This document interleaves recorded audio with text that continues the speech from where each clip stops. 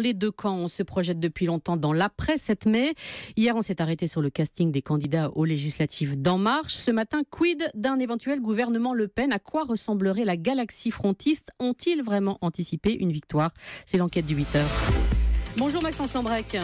Bonjour. Marine Le Pen a-t-elle de quoi former un gouvernement?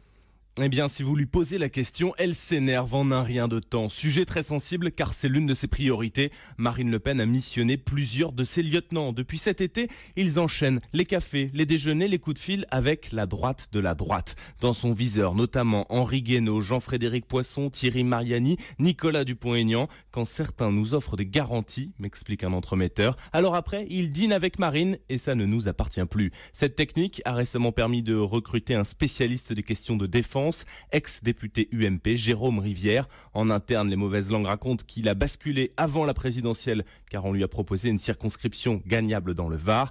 Tous les autres attendent le 7 mai pour sortir du bois, m'explique un cadre du FN. Mais Marine Le Pen compte aussi sur ses jeunes fidèles, Nicolas Bay, David Racheline, Florian Philippot, Sébastien Chenu, des politiques pur jus, rodés au jeu médiatique, des hommes en quête de pouvoir qui l'aident à professionnaliser le Front National pour gagner en crédibilité.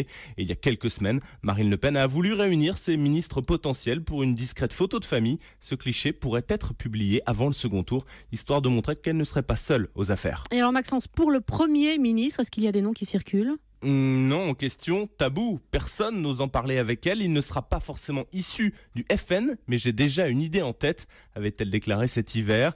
Et ce qui est sûr, c'est que sa nièce, Marion Maréchal Le Pen, ne sera pas de la partie pour ne pas être accusée de népotisme et parce qu'elle est encore trop inexpérimentée. Ce sont les mots de Marine Le Pen. Bon alors d'accord pour le gouvernement, Maxence, mais Marine Le Pen, elle aura aussi besoin de hauts fonctionnaires. Les ambassadeurs de France au Japon et aux États-Unis ont déjà fait savoir publiquement qu'ils ne la suivraient pas si elle est élue.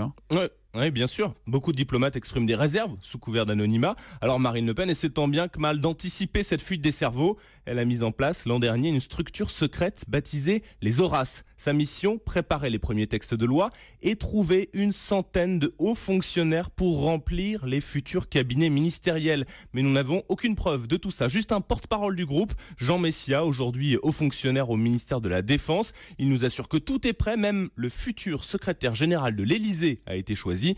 Difficile de dénouer le vrai du faux, mais on ne ressent en tout cas pas la panique que Jean-Marie Le Pen et son équipe éprouvaient il y a 15 ans, jour pour jour. L'enquête du 8h, signée ce matin Maxence Lambrec. Et pendant